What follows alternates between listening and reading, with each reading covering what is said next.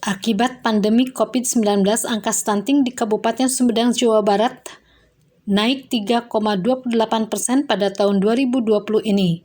Kepala Bidang Kesehatan Masyarakat pada Dinas Kesehatan Kabupaten Sumedang, Nia Sukayani mengatakan, di tahun 2020 ini ada 9.044 atau 12,5% anak yang tersebar di 26 kecamatan se-Kabupaten Sumedang mengalami stunting.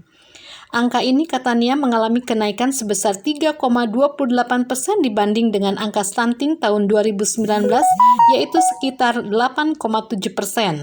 Seperti ketahui bahwa stunting adalah permasalahan yang memang masih menjadi permasalahan kesehatan di Kabupaten Sumedang. Data hasil kegiatan bulan penyerahan balita tahun 2020 kalau dibandingkan dengan tahun 2019 memang ada peningkatan. Tahun 2009 data di kami tercatat 8,77%, tahun 2020 menjadi 12,05%. Jadi ada peningkatan. Nah ini diindikasikan karena masa pandemi, karena pada waktu Maret sampai dengan bulan Mei kita melakukan PSBB yang total di Kabupaten Sumedang, sehingga perekonomian kita memang agak tersendat. Dan ini juga ada korelasinya dengan angka kemiskinan di Kabupaten Sumedang, memang juga ada peningkatan. Tapi walaupun demikian, semoga dengan adanya kita sudah bisa melakukan aktivitas kegiatan di Kabupaten Sumedang, mudah-mudahan akan membawa dampak perbaikan kepada permasalahan kesehatan, khususnya adalah terkait stunting di Kabupaten Sumedang. Nia menyebut dengan data tersebut, Dinas Kesehatan Kabupaten Sumedang akan melakukan langkah-langkah sebagai upaya intervensi stunting pada tahun 2021 di setiap tahap kehidupan dan upaya lainnya dengan melakukan penguatan manajemen data surveillance gizi melalui implementasi aplikasi EPPGBM, pencatatan dan pelaporan berbasis masyarakat dengan teknologi elektronik di tingkat desa, puskesmas, dan hingga Dinas Kabupaten Sumedang. Jadi intervensi yang kita lakukan untuk mencegah atau menanggulangi stunting ini di setiap tahap kehidupan. Jadi asuhannya yang kita sebetulnya kan ini untuk yang diintervensi dari sektor kesehatan, yaitu dari mulai masa remaja, kemudian nanti masuk ke tahap menikah, hamil, punya anak, ya, kemudian anak ini akan menjadi balita, menjadi remaja, terus siklusnya seperti itu, sehingga intervensi ini ada dilakukan di setiap tahapan kehidupan. Di tahap remaja yang kita lakukan adalah bagaimana menyiapkan remaja ini bisa bereproduksi sehat. Reproduksi sehat ini artinya ketika dia nanti akan memasuki usia memasuki perkawinan, harus betul-betul siap secara fisik maupun mental. Ya.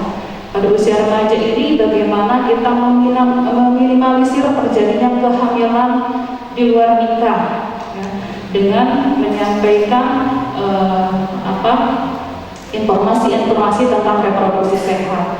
Kemudian ketika akan menjelang pernikahan, ini juga kita intervensi bagaimana kita melakukan kerjasama dengan Kemenak, ya, untuk pembekalan pada calon-calon pengantin, ya, jadi menyiapkan fisik maupun mentalnya. Itu seperti tadi juga disampaikan oleh Bu Kabir bahwa remaja ini juga kita berikan suplementasi PTD supaya tidak terjadi anemi. Karena kalau remaja ini anemi atau kekurangan darah, ketika nanti memasuki usia perkawinan, kemudian hamil, ya, ini kemungkinan akan jatuh ke dalam anemia lebih berat, karena pada kehamilan itu terjadi proses fisiologis, artinya semua ibu hamil akan mengalami penurunan kadar Hb. Ya, jadi semua ibu hamil akan mengalami penurunan kadar Hb. Nah, Karena proses fisiologis ini artinya kita harus menyiapkan sebelum hamilnya jangan anemi dong, gitu ya. Kalau anemi tentunya nanti akan jatuh ke dalam keadaan anemia berat gitu pada ibu hamil tersebut. Ketika terjadi anemia berat pada ibu hamil, potensi untuk kejadian-kejadian seperti bayi dilahirkan dengan BBLR itu sangat mungkin. Berat bayi lahir rendah atau kurang dari 2.500 gram. Bayi-bayi dengan BBLR inilah yang menjadi salah satu cikal bakal anak menjadi stunting jika tidak diintervensi dengan segera, gitu.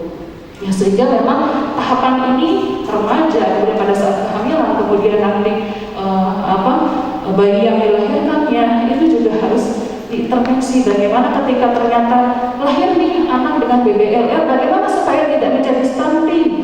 ASI eksklusifnya berarti tidak boleh lolos. Jadi selama 6 bulan harus diberikan ASI eksklusif. Kemudian nanti masuk ke usia 6 bulan diberikan makanan tambahan yang harus seimbang. Selain hanya asupan gizi, tidak hanya asupan gizi, tetapi bagaimana menstimulasi tumbuh kembangnya. Kalau tumbuh itu kan bertambahnya ukuran. Jadi kayak panjang badan, berat badan itu tumbuh. Tapi berkembang itu artinya kemampuan. Jadi anak bisa menggenggam, anak bisa merangkak, anak bisa duduk, itu adalah perkembangan, ya. Sehingga tadi stunting itu kan gagal tumbuh, ya, terutama kognitifnya. Artinya kognitifnya itu kemampuannya, perkembangannya, tidak hanya ukuran tinggi badan ataupun panjang badan saja. Nah, jadi itulah intervensi yang kita lakukan. Yusanti Mariam dan Aib melaporkan untuk Warta Insun Medal Jusian Media. TV na